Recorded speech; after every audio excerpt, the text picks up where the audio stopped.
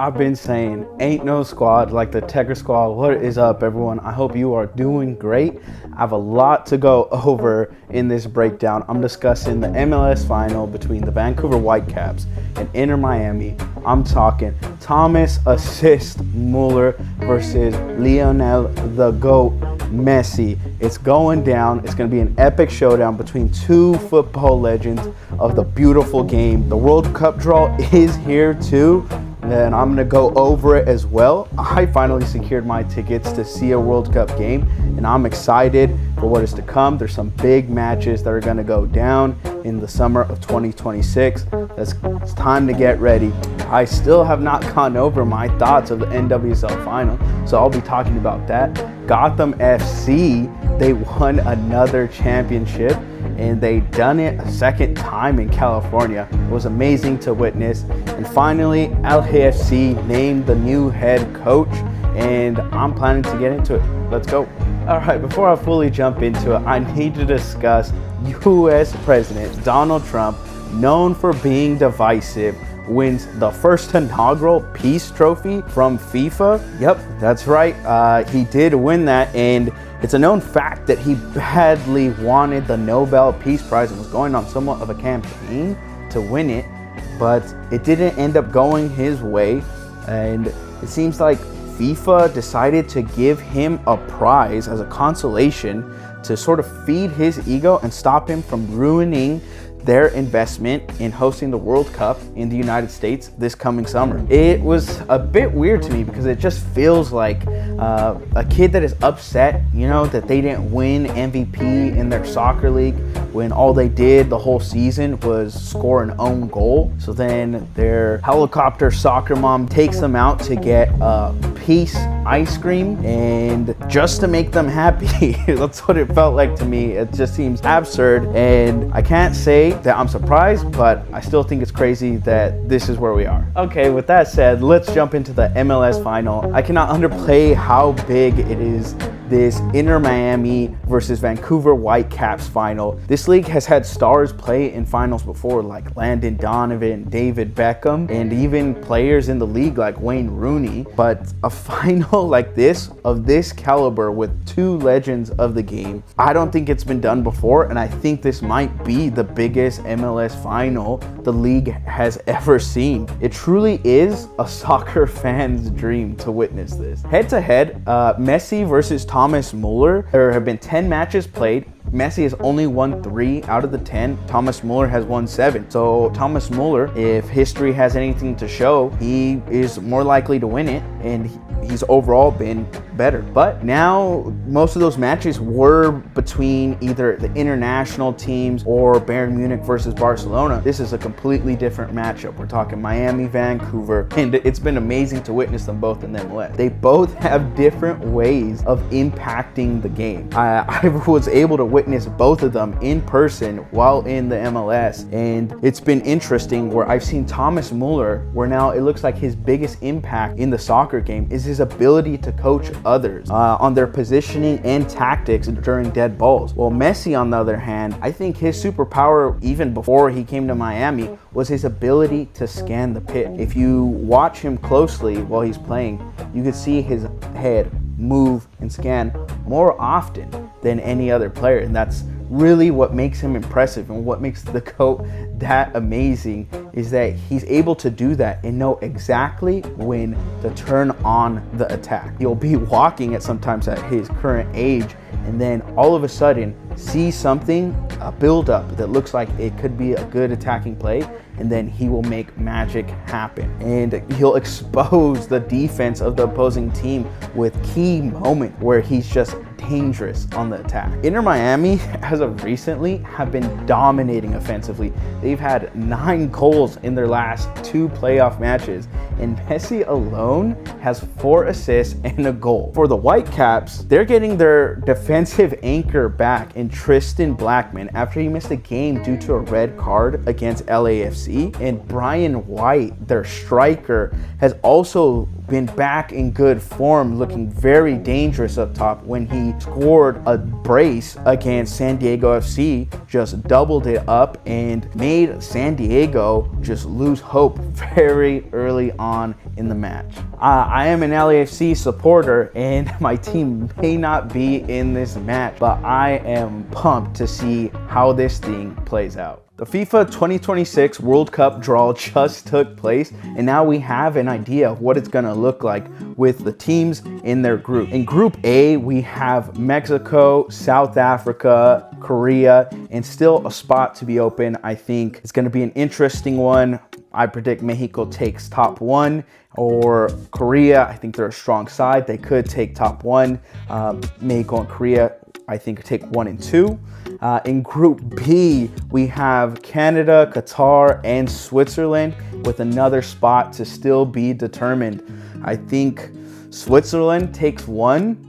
Could still be fought for by Canada. I think it's going to be a tough battle between Canada and Switzerland for that top spot. And the other 2, I think, are still open. The 3 spot is going to be open.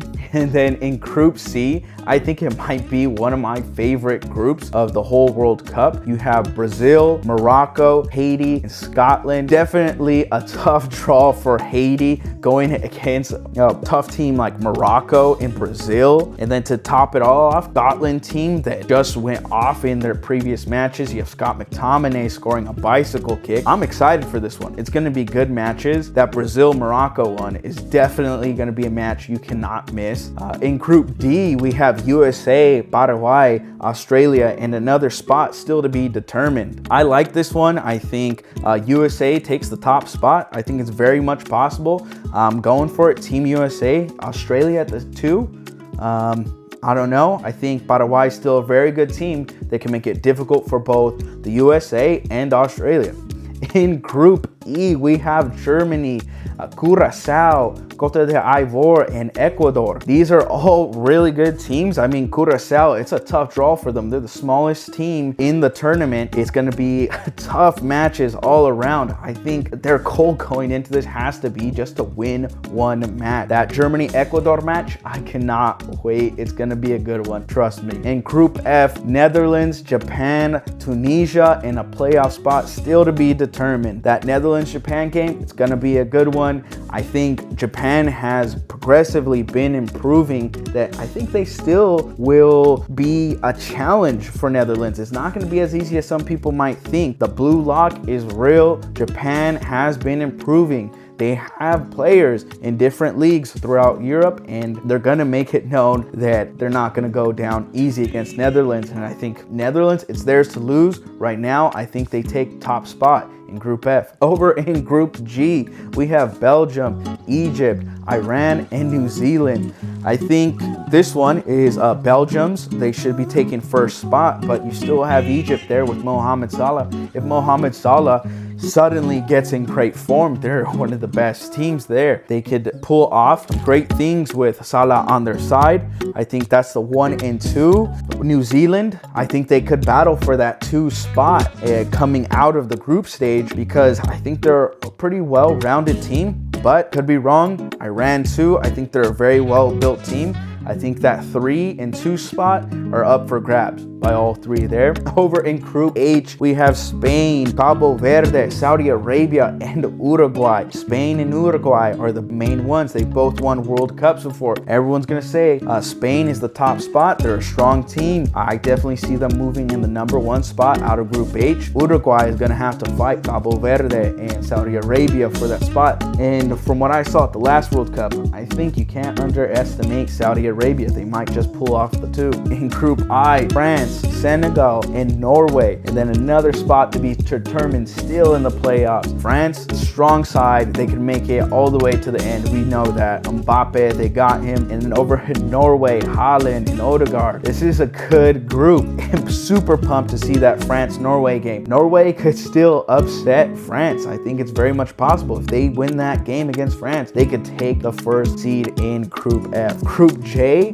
I think this one is Argentina Argentina, Algeria, Austria, and Jordan. I think it's Argentina's to win. They come out of this, if anything but the top seed, I think is going to be a disappointment for them. Algeria, Austria, and Jordan are going to have to duke it out for that second spot, and hopefully they can get someone in that third spot. Just try to score. There's a good chance for all these teams. In Group K, we have Portugal, Uzbekistan, Colombia, and another playoff winner still to be decided. Portugal versus Colombia, that is the highlight match there in Group K. You can't miss that one. You have both good players on each side. You have Ronaldo. He didn't get banned. He did not get banned. He dodged a red card ban after he threw a crazy elbow against Ireland. Somehow dodged that one. I think FIFA wanted to make it happen. Of course, they had to make it happen for Ronaldo. He's playing, and I'm pumped to see that Portugal-Colombia game. I think Colombia take the second spot after Portugal, and then it's for Uzbekistan to fight for another spot. In Group L, it's England, Croatia, Ghana, Panama. You could just say they're saving the best for last year, because I think this is one of the strongest groups in the whole World Cup here. In Group L, England and Croatia, there are both teams that have made it far in the World Cup. England has won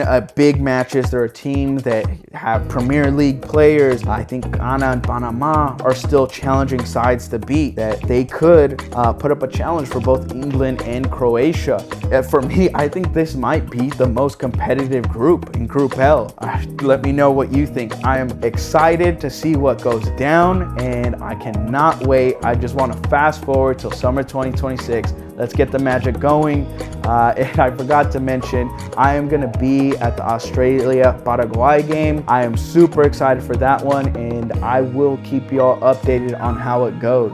Nearly 2 weeks ago, I saw Gotham FC lift their second NWSL title. Rose Lavelle pulls it off. For Gotham, it's their second title in California. So they are 2 for 2 when playing NWSL finals in California. And their first one was won in San Diego. Gotham FC has got that dog in them. And what I mean by that is they got that underdog. In the first time they won the NWSL championship, they were the 6th seed, the lowest seed in the playoffs. And then this time around, they were the 8th seed, the lowest seed in the playoffs. It's like they need that doubt against them. They feed off the haters. That sounds so New York to me. The fact that they gotta have that on them. They gotta have the whole world against them, feel like their back is against the wall, and then they perform. They knocked out the #1 seed, KC Current. They silenced all those fans, shocked them.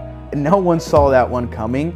And I know it must have stung for all the KC Current fans to see Gotham win it all. Both teams in the game were putting on the pressure. It looked like neither team was able to break through. The game just kept going on. It was a rather cold evening. They were just going for it. And finally, a goal was scored by Rose Lavelle, who kicked the door open on the match with a cutback pass from Bruninha. I had an amazing time at this game and all the festivities of the NWSL final, but I don't think I enjoyed it nearly as much as all the Gotham FC fans that traveled all the way across the country to San Jose to witness it all go down. All right, I can't end this breakdown without mentioning that LAFC have named their new head coach, Marc Dos Santos. Marc Dos Santos was part of LAFC as an assistant coach when they won the MLS Cup final in 2022. So he was under Cherundolo as an assistant coach. Before that, he was at the Vancouver Whitecaps, and I don't think he had that great of a time over there with the Whitecaps. His winning percentage was approximately about 29%. So he wasn't the most winning coach over there. That's probably why he came back to LAFC and then started working under Cherundolo. After that, they won MLS Cup.